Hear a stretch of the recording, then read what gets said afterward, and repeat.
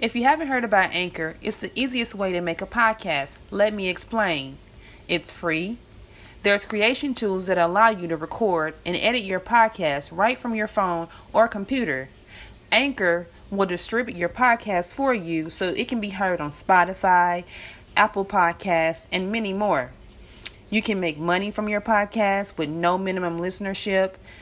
It's everything you need to make a podcast in one place.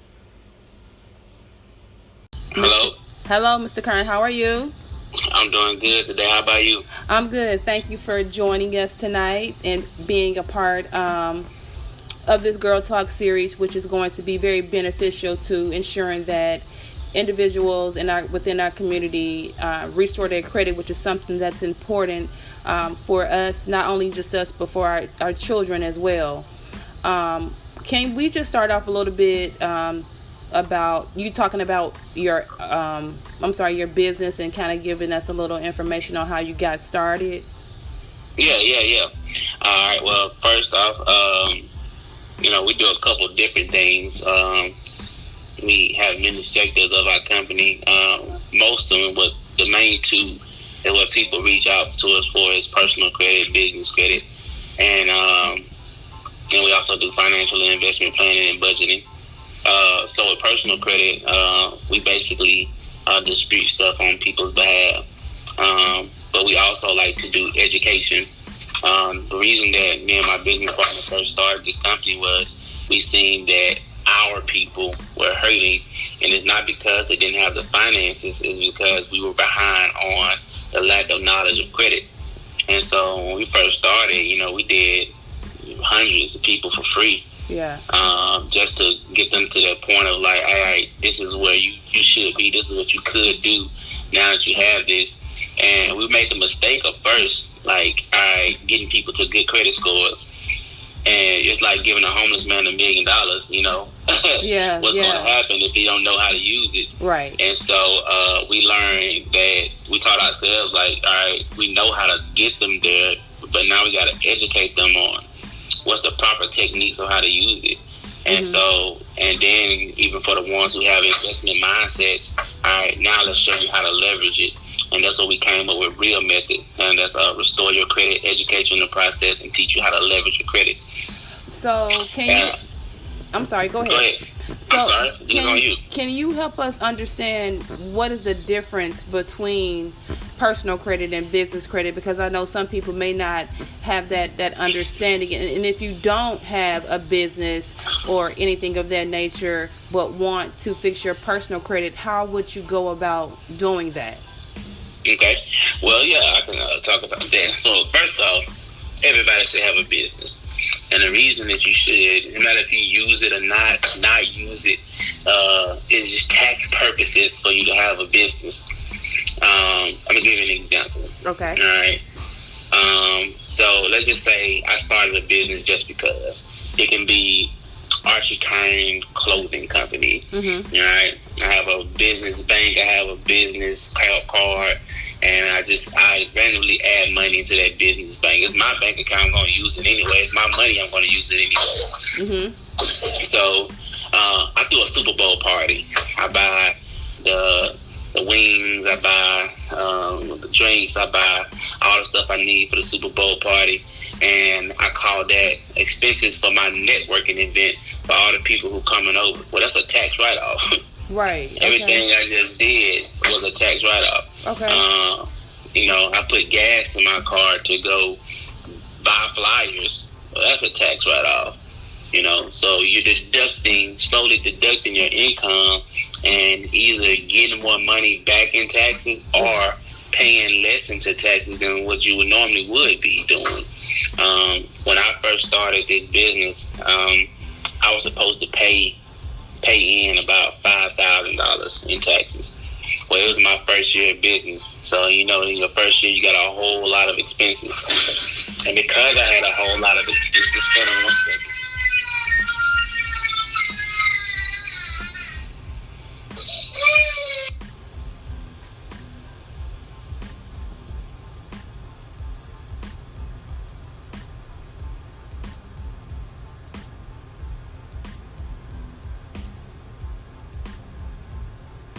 Sorry about that. That's okay. That's okay. Because I had a whole lot of expenses, I was able to write all those expenses off.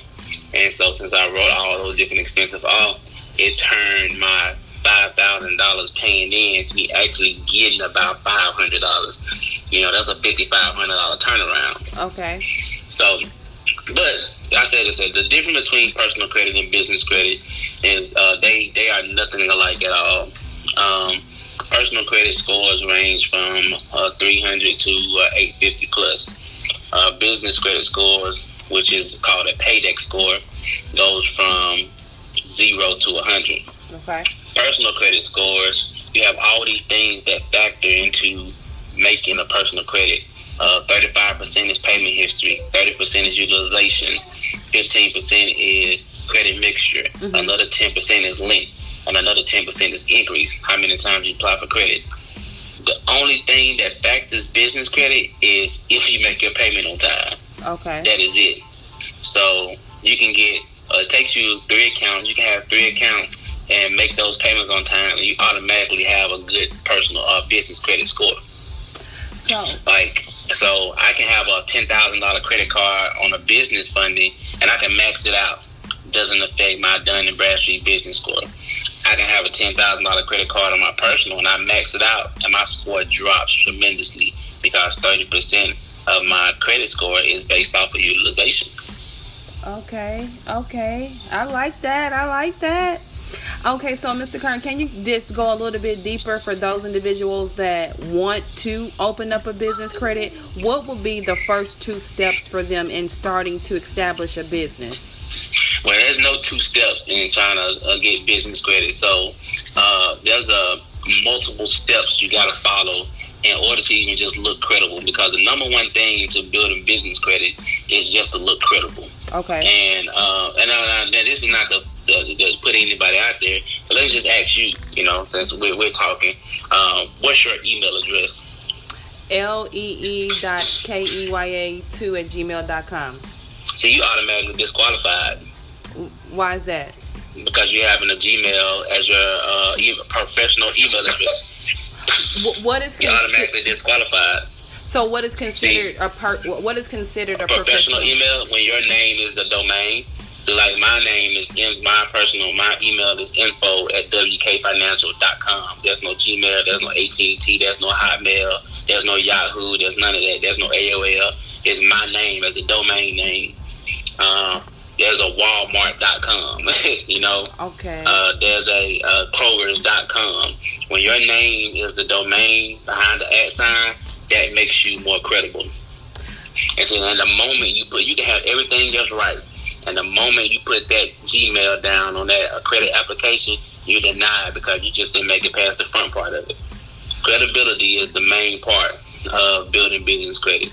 So the very first step is getting your LLC or your EIN, your LLC, your S Corp or C Corp, whichever how you want to file. Most people file LLC, which is a limited liability corporation.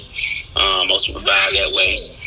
And then once you file your LLC, you got to get your EIN. Okay. You go on the IRS website, and that's free. The articles of incorporation, which is your LLC, they vary per state. So I don't know what it is in Chicago, Illinois area, but in like Mississippi, it's $55. Arkansas is $45. It's not very much to start your LLC. Okay. But before you do all that, you need to have a business address. Mm-hmm. And see, what most people mess up when they're trying to build credibility, most small business owners, is they use their home address as their business address. The moment you put, because they act on business applications, when you apply for credit, they ask you for both. The moment your personal address matches up with your business address, they deny you. And why is that? So you got, because you're not credible. Most businesses, just think about it, most corporations don't have their home address listed as their business address. They have a physical business location. So it's not telling you to go out there and buy go get you a brick and mortar place. You don't have to do that. They have virtual addresses you can buy. You can go through like Regis.com. What I like to tell people to do is go to UPS, not the post office, the actual UPS store. When you go to the UPS store, they'll give you an actual business address instead of a post office box, instead of a PO box. They give your actual business address. When they give you your box number, that box number is now your suite number. So let's go with, I'm going to this business, I'm going to the UPS store. Their business address is 591 South Street. Alright, now when I go in there to get my box number, my business address is 591 South Street, Suite 192, which is my box number. And that is a real business address that you can use and add to your listing. Okay. Now I got my EIN, I got my business address, I got my EIN, I got my LLC. And then the thing is, my business address has to be the same on my LLC and my EIN. So if I abbreviate street on one, I need to abbreviate street on the other. If I abbreviate suite on one, I need to abbreviate suite on the other. And the same thing with your application. So all of that stuff has to match. So it's pretty much like doing your taxes. Everything got to line up. Everything has to line up. Okay. But here's the thing. After you get your business address, you got your LLC, you got your EIN number. Now you have to apply for a DUNS number. And you can do that on www.dnb.com. The DUNS number is what creditors report to, like how we have Experian, Equifax, and TransUnion for personal. For business, they have Experian Business, Equifax Business, and Dun & Bradstreet. Okay. Those are the main three reporters for business. So you have to apply for a DUNS number. It takes about 2 weeks for it to come in. Once again, you got to make sure all of that stuff matches. So once you get your DUNS number, now you got 4 things off the list. Okay. Now you got all 5 things, including your email. Got to have a website. When you put down on your thing, creditors actually look up your website to see, they want to make sure. I mean, it's a lot of scammers out here. It's a lot of robotic things going on. Right. They want to make sure you actually have a website. Right. So you got to have a website. One of the most important things is to be listed in 411.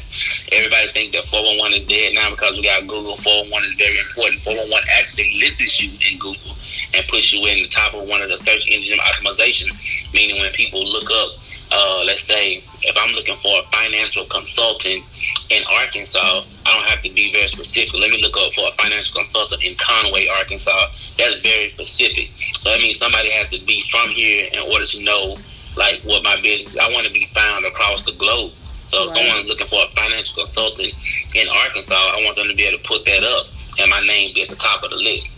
Now, a lot of the times you got to pay to get there, and sometimes you just got to have people start searching for you. Right. Yeah. So list yourself in 411 because you got to have your email, you got to have your address, and the last thing you need is a business phone number. That business phone number cannot be your cell phone number. It cannot be a Google number. What I like to tell people to do, you don't have to go buy a whole business line. You can use a smart line from GoDaddy. You can use Mighty Toll Free from Wix. It's $20 a month for those, but it's an actual business line. It looks like a business line when people try to call it. Okay. And you can call from it because it's an app you download from your phone, and you can just call from it. Now, if you want to go get an actual business phone, you can. Yeah. AT&T, I think Verizon does very good with business phone. We actually have AT&T business lines, and they're pretty good. But if you're not in that position to afford that right off, then definitely go with the $20 a month plan. Okay. But after you do that, so list yourself in 411. Now, after you've done all of those steps, now you're credible. All right. Now you're able to apply for credit and actually start getting approved. But you want to start out with companies that's going to give you credit before getting credit. Now, this is where kind of like business credit is kind of similar to personal credit. Okay. Because, like with personal credit, if you don't have any credit, you try to apply for a Capital One $10,000 limit, they're going to deny you. Right. Business credit is the same type of way. If you're going straightforward, then you're going to get denied, especially if you're not trying to use your social. Okay. So you got to start out with what we call vendor accounts, and most people will tell you they use Quill, Uline, Granger. Those are people who will give you credit without you actually having credit. You get those accounts, you buy something from them, it's like $50, you'll spend no more than $200. You pay them back in exactly 14 days. You got 30 days to pay them back. But like I said, business credit, the only thing that matters is if you pay your bills on time. They also credit you more if you pay your bills early. So you pay them back in 14 days. Okay. Like I said, you got 30 days to pay them back. And then you're guaranteed to have an 80 paydex score higher. And in the business world, only thing you need is a 75 paydex score. So having an 80 is even better. All right. Okay. So earlier you were talking about budget planning. Well, let me go back. First, thank you so much for that information, because that's very beneficial for those individuals who are looking to start a business, and you are giving the proper steps, the proper direction in which needs to be taken in order to have a successful business. Not only to just restore your credit, but if you're looking to actually start a business, you gave the steps on how to do it correctly. So thank you for that. You're welcome. Now, going back to budget planning, can you tell us a little bit about that and explain what it is exactly?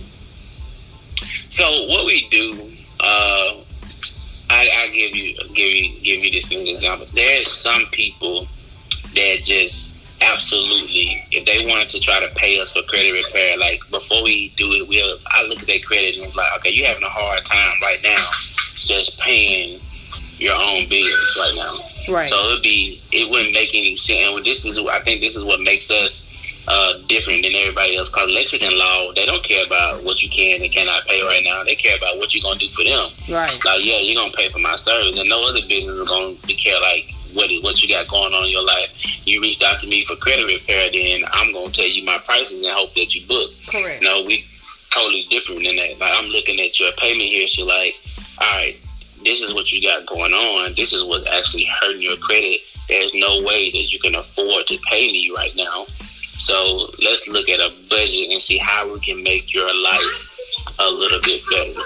And so with budgeting and planning, I don't really like Dave Ramsey methods, but some of his methods are great. Envelope method is great. Snowball method is great, but it's not great for people who's already living in poverty. I think most of his methods are for people that are in the middle and upper class. But I use some of those methods to try to get people to understand, like, all right, what they're doing with their money. Like, what other ways could they spend their money? If you're paying, what we do is I tell them to be very, very honest with themselves, and let's write down like a real budget. So the first thing we do is we go through with how much money you make after taxes, not before taxes, after taxes, how much money you make. You put that down on one side as income. Anything extra coming in. So you may have a parent that get child support. You may have a dad that has a side job. Anything extra that comes in. On average, how much does that look? Because it's not always the same. Then we write in not expenses, but things that you absolutely have to have. So that's different than just your ordinary expenses, things that you absolutely have to have. So absolutely, I need a car. You know, if you have a car and you're paying for it monthly, I absolutely need that because I need that to get to work. Right. Absolutely, you have to have a roof over your head. So that's rent or a mortgage. I don't want to live in my car. That's uncomfortable, especially if you got kids. Yeah. So those are two things that are absolute. I hear a lot of people say, well, I got to have my phone. No, not really. That's not an absolute thing. You can survive without your phone. All right? But you absolutely need your rent. Yeah. You absolutely need your car. You absolutely need food. You absolutely need lights. Those are things that you absolutely need. Yeah. And then I do things that you kind of need. So these things that you absolutely need, these are things that you kind of need. And the kind of needs would be just only thing I can ever get right there really is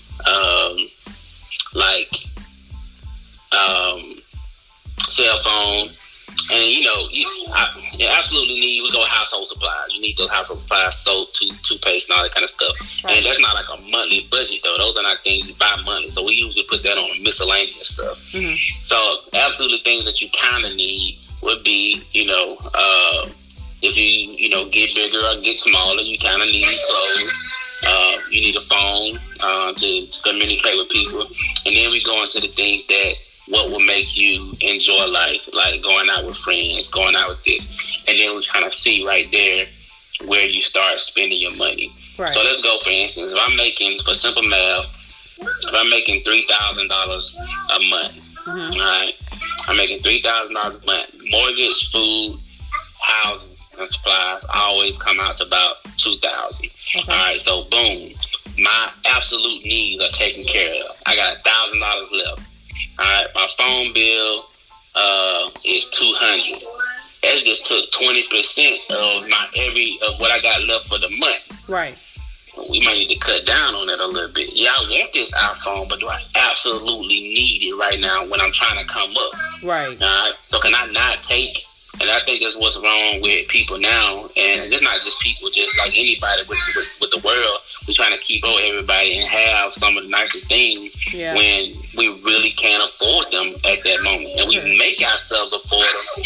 And always wondering, like, why we don't have that extra money at, the end of the month or the end of the week. It's because we spending things on we absolutely don't need. Correct. So if you take away that, let's go get a cricket phone that I can spend $30 a month on. Well, dang, I just saved $170 right there. Right.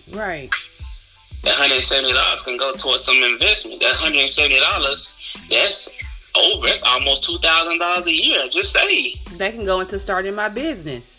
That can go and start in my business. That can go into stock market. That can go into investments. That can go towards real estate. That can go. Well, that's $170 a month. Right. Let's look how much money I spend eating out. When I'm buying groceries, I did this one year. I checked myself.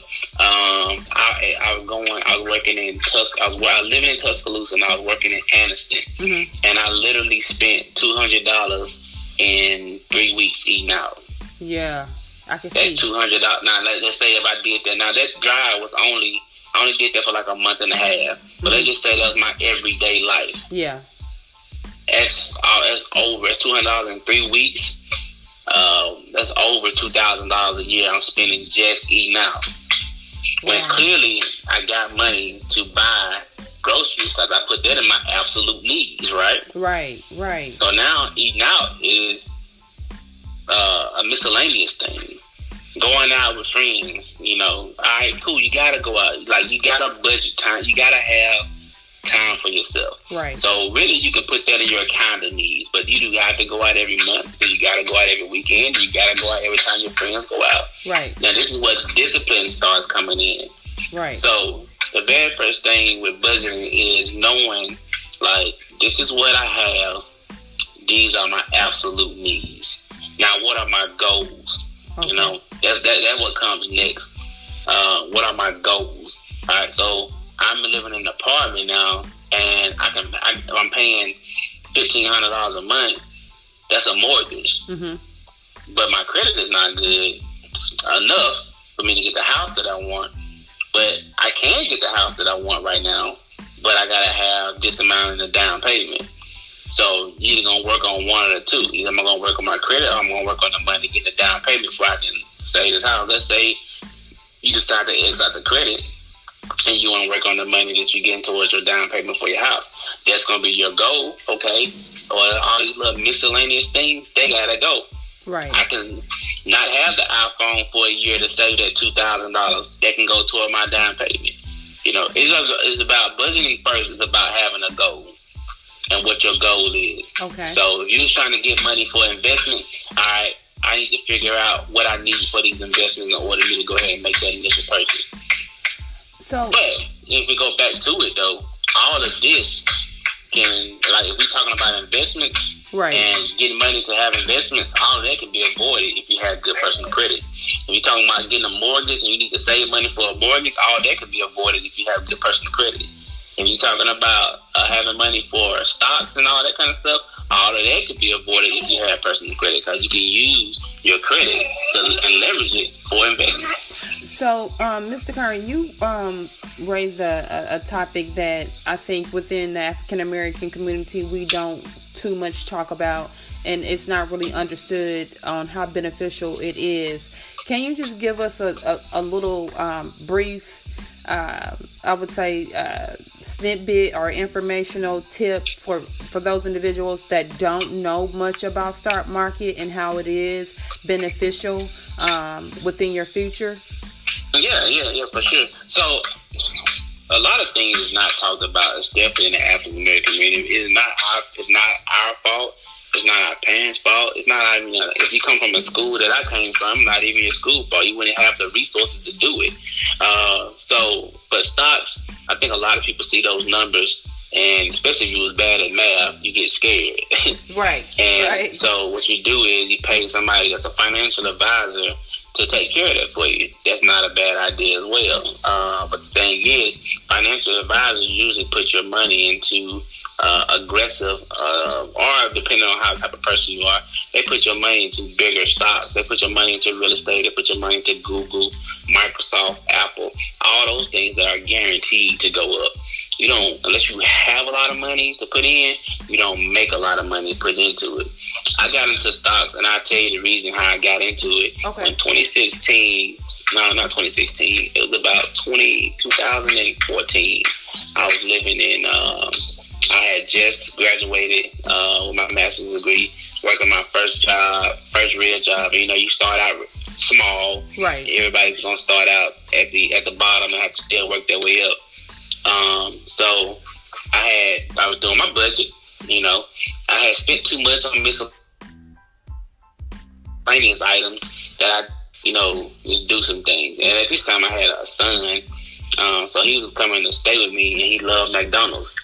And we was driving home from coming to the pool, and he wanted McDonald's. And I didn't even have $5 to get him something from McDonald's. And that moment right there was the change in me. Like, I need to start doing other things with my money. Right.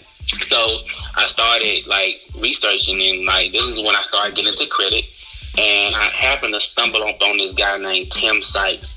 He was he was way different than what I was, but his parents gave him $12,000 as a gift for college, and he took it and made $4 million. Whoa! Within a matter of a couple years. And so I started watching a bunch of his videos, how can I learn how to do this? And Tim, what he did was invested into penny stocks. Okay. So I became passionate about penny stocks. I became dang near obsessed with it.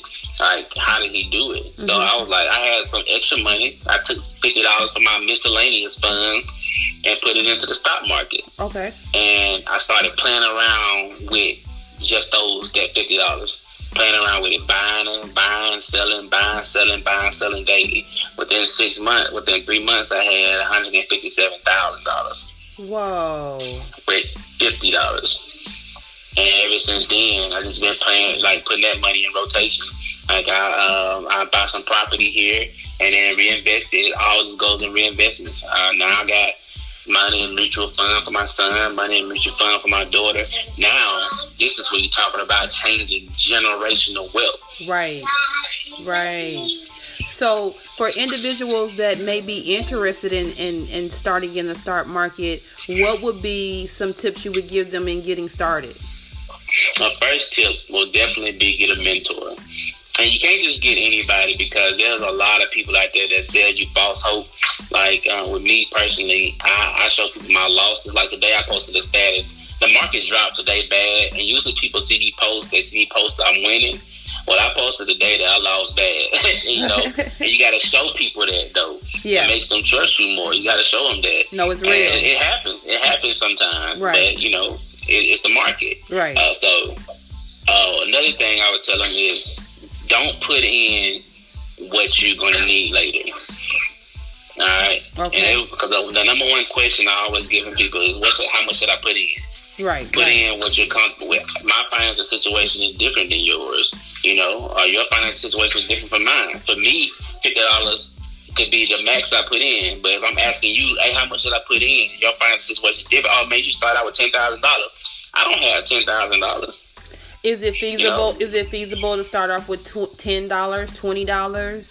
Well, with most accounts, you got to start out with at least $50. Any brokerage account you get, you got to start out with at least $50. Unless you're doing Robinhood or something like that. But Robinhood and those companies, they don't have any fees. They usually don't do them. They usually don't let you invest into penny stocks. And what two credible companies would you suggest in getting started with stock market? I use TD Ameritrade. I like TD Ameritrade. That's what I used to do on my stock market exchanges. I also like Fidelity. And another reason I like Fidelity is, let's say, if your credit score is lower, but you end up doing good in the stock market. Fidelity will give you a credit card based off what you have in the market. Okay. Yeah, so I like Fidelity as well. Okay. Well, thank you so much for all this information. It's definitely a wealth of knowledge, and it was definitely beneficial. I know it was beneficial for me because myself, I'm starting different business ventures, and you gave me information and knowledge that I wasn't even aware of. So I thank you for that, and I'm sure that the listeners as well will find this information very helpful. Can you let everyone know how to contact you in your social media platform? So if someone is interested in moving forward, they'd be able to contact you? Yes, ma'am. So if you're looking to do any type of, we do free consultations, whether that's for business, whether it's for credit, whether it's for financial investment and planning. We do free consultations all the time. You can reach out to us at www.wkfingroup.com. Again, that's wkfingroup.com. So wkfingroup.com. Our Facebook page is WK Financial LLC, and Instagram is WK Financial LLC. And our contact number is 501-932-1212. Thank you so much for that. And I hope that this was very beneficial for you as well, and this will also help you gain more traction towards your business, and help your business continue to grow as well. In ending this session, Mr. Kern, can you give us at least maybe like 2 good tips in reference to the whole podcast that we just completed in reference to credit restoring? Yes. So let's leave you out with one tip. If you are trying to repair your credit, I'll leave you with this. Start by freezing all of the third-party reporting. So most people think that there's only 3 credit bureaus: TransUnion, Experian, and Equifax. There's actually 46. And TransUnion and Equifax get some of the major information from those other 46. Mainly 3: Innovis, SageStream, LexisNexis. If you freeze those 3 and then write a letter or dispute online items that are negative on your report, you got about a 65% chance of those items falling off just from your dispute. Business credit, I basically told you how to do it, how to build it, how to start. Make sure you do all of that stuff before you start applying for any type of credit. When they ask you for, and a lot of credit card applications, a lot of business applications, they're going to ask for, some of them ask for a social anyway, and you can bypass that by putting 111-11119. When you do that, you won't be able to be identified, and then they pull your business credit report, and that's what you want anyway to get approved. Really quick before we go offline, you said freeze those specific credit bureaus. Can you tell the audience a little bit on how to go about doing that? Yes, there are links. I can give you those links. You go to www.lexisnexis.com, and for lexisnexis.com, that's LEXISNEXIS.com. That freezes your LexisNexis. For Innovis, you go to www.innovis.com. That will freeze your Innovis and stop people from stopping their credit bureaus from getting your stuff that's reported from Innovis. For SageStream, you go to forms.sagestreamllc.com. That's forms.sagestreamllc.com. Okay. Well, Mr. Kern, again, thank you so much for joining Bombshell 1111 Girl Talk series and giving us this wealth of knowledge. Again, as I said before, it was very beneficial. Is there anything that you would like to leave us with? No. If I can help you with anybody, y'all can reach out to me on my Facebook page at Archie Kern Jr. If I don't answer right away, I'm I may be tired of doing something, but I do get back to people. So any questions or comments that you may have, reach out to me. If you need a consultation, you can definitely book online and we'll take care of you. Okay, you guys, you heard it there. Thank you so much for joining in another episode of Bombshell 1111 Girl Talk series. And I hope to see you next time. Bye-bye. Bye.